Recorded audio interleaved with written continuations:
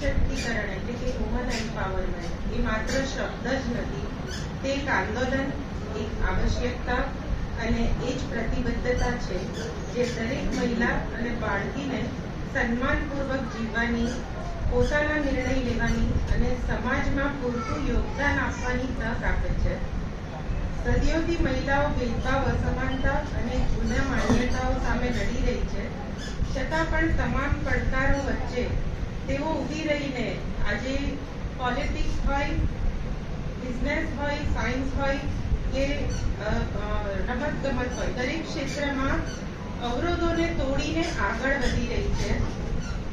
આજે આપણે જ્યારે મહિલા સશક્તિકરણ દિવસ ઉજવી રહ્યા છે ત્યારે હું તમને બધાને રિક્વેસ્ટ કરીશ કે પ્લીઝ 1 મિનિટ માટે આપણે ઊભા થઈએ, એક પ્લેજ લઈએ અને એના સાથે જ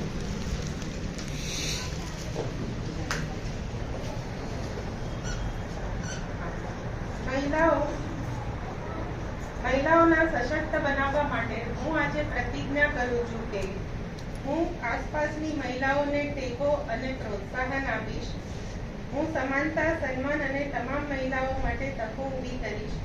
હું જૂની માન્યતાઓ સામે પડકાર કરીશ, ભેદભાવ સામે અવાજ ઉઠાવીશ અને મહિલાઓને નિર્ભયપણે તેમના સપનાઓને પૂરા કરવા માટે પૂરતો સપોર્ટ કરીશ. હું તેમના સિદ્ધિઓની ઉજવણી કરીશ અને યોગદાનને ઓળખીશ અને એવા વિશ્વની રચના માટે કાર્ય કરીશ કે જ્યાં મહિલા સુરક્ષિત, સન્માનિત અને સશક્તતા અનુભવે. આ સાથે જ હું આજે મારા જીવનની 2 મહિલાઓ, મારી મધર હર્ષા અને મારી ડોટર શ્વેની, એ લોકોને